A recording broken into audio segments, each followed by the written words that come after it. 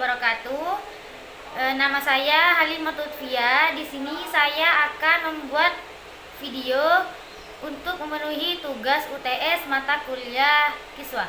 Nah, di sini saya sudah menyiapkan gambar atau peta konsep yang akan saya presentasikan hari ini mengenai sistem bermadzhab menurut 4 imam.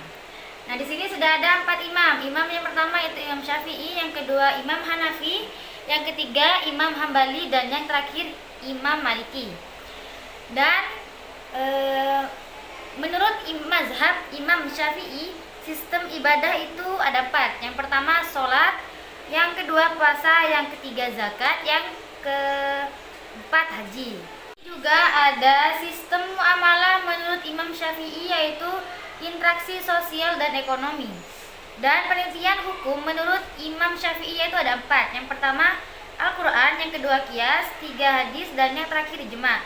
Selanjutnya kita akan membahas mazhab Imam Syafi'i, yaitu di sini ada sistem penetapan hukum, yaitu ada 6. Yang pertama Al-Quran, kedua ijma, ketiga istihsan, yang keempat hadis, kelima qiyas, dan yang terakhir urf. Dan penerapan dalam fikih menurut Imam Hanafi yaitu pertama wudhu dengan air panas, yang kedua jual beli, dan yang terakhir perbedaan dalam tayamum. Dan selanjutnya di sini saya akan membahas mengenai mazhab Imam Syafi'i, yaitu ada tentang sistem penetapan hukum. Ada 6. Yang pertama Al-Quran, kedua ijma, 3 istihsan, yang keempat hadis, 5 qiyas, dan yang terakhir urf. Dan juga ada penerapan dalam fikih. Yang pertama ada wudhu dengan air panas, yang kedua tentang jual beli, dan yang terakhir tentang perbedaan dalam tayamum.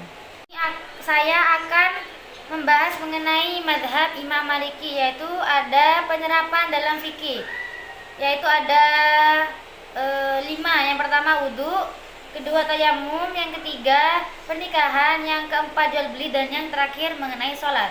Di sini juga ada sistem penetapan hukum menurut mazhab Imam Maliki, yaitu ada Al-Quran, ada hadis, ada amal ahlul Madinah, ada ijma, ada qiyas, ada istihsan, dan masih banyak lagi. Dan yang terakhir saya akan membahas mengenai mazhab Imam Hambali, yaitu ada sistem penetapan hukum menurut mazhab Imam Hambali, yaitu marsalah wa mursalah, dan ada istihab. Dan di sini ada penerapan dalam fikih menurut Imam Hambali, yaitu ada sholat, jual beli, wudhu, talak, dan yang terakhir tayamum.